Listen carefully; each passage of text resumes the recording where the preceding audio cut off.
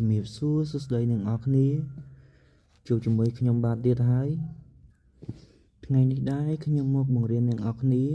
ពីរបៀប cover បទចម្រៀងនៅក្នុង app Suno បាទសម្រាប់អ្នកដែលចេះធ្វើវីដេអូបែប cover នេះហើយអាចអស់រំលងបានចំណែកអ្នកដែលមកថ្មីសូមកុំភ្លេចជួយ like share subscribe ឬកណ្ដឹងដើម្បីទទួលបានវីដេអូអំពីបច្ចេកវិទ្យា Facebook TikTok និង YouTube ជារៀងរាល់សប្តាហ៍តោះអញ្ចឹងកុំឲ្យខាតពេលយូរចូលទៅកាន់ទូរស័ព្ទដៃយើងអស់គ្នាមករួចបើកទៅលើ app Suno បន្ទាប់មកទៀត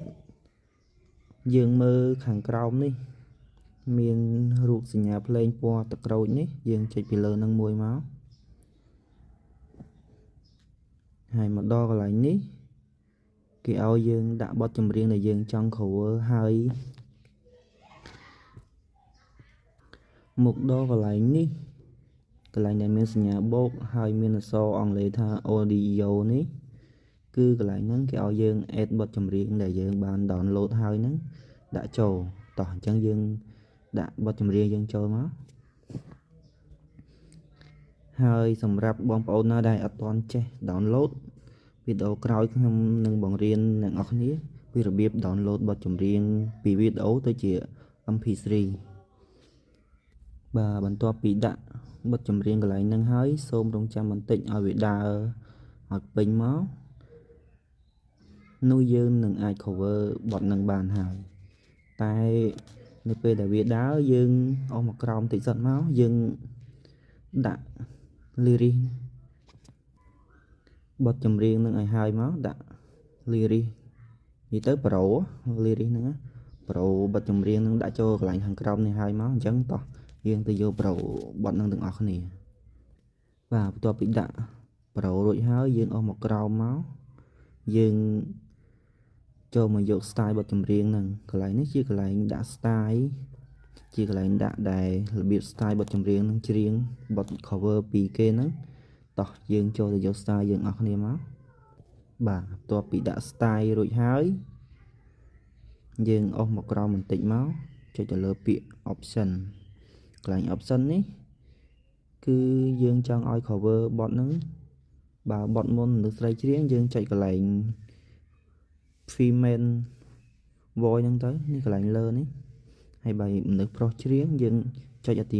កដាលនេះចុចកន្លែង main voice ប៉ុណ្ណឹងពេលដែលបទដែលយើងដាក់មិញហ្នឹងពេញហើយយើងគ្រាន់តែចុចពាក្យថា generate ខាងក្រោមនេះមក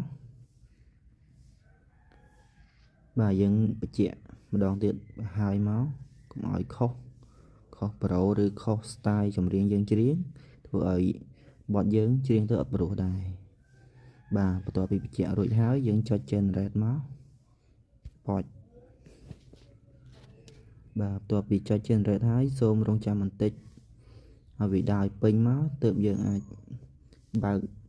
សំឡេងដែលយើងឲ្យ cover ហ្នឹងបាទបើកស្ដាប់បានតោះយើងចុចមួយមកតើវាព្រោះអត់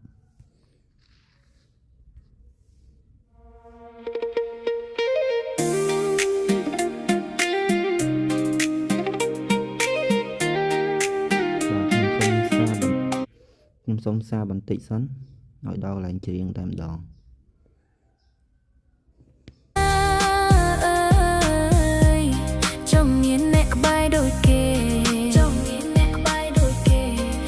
ខ្ញុំនៅទីខាងណា